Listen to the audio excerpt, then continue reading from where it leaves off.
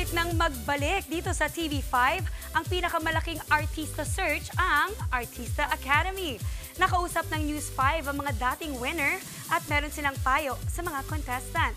Kung ano yan, alamin sa Frontline Report ni News 5 digital producer Von Belinario.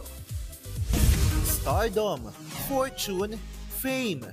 Yan ang posibleng makuha ng future stars sa Philippine showbiz sa pagbabalik ng kapatid reality show na Artista Academy.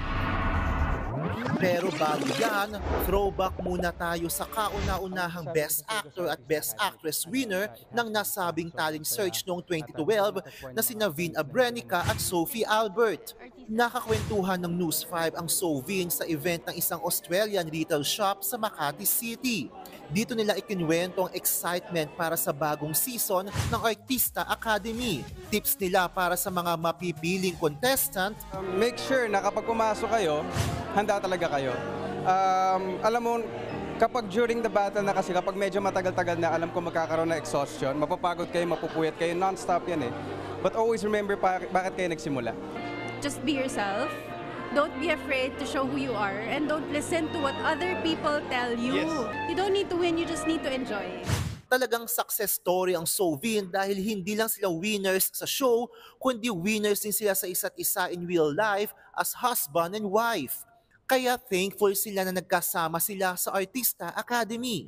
Biggest takeaway ko sa Artista Academy is I met my partner for life.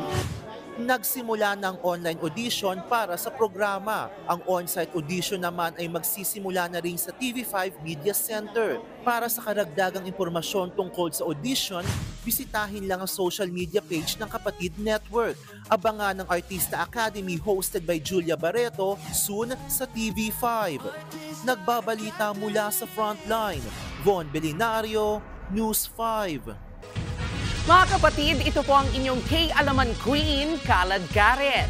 Always remember na ang K-Alaman ay K-Yamanan. Kaya para sa latest showbiz news at dagdag impormasyon, mag-follow at mag-subscribe sa social media pages ng News 5. K? Okay.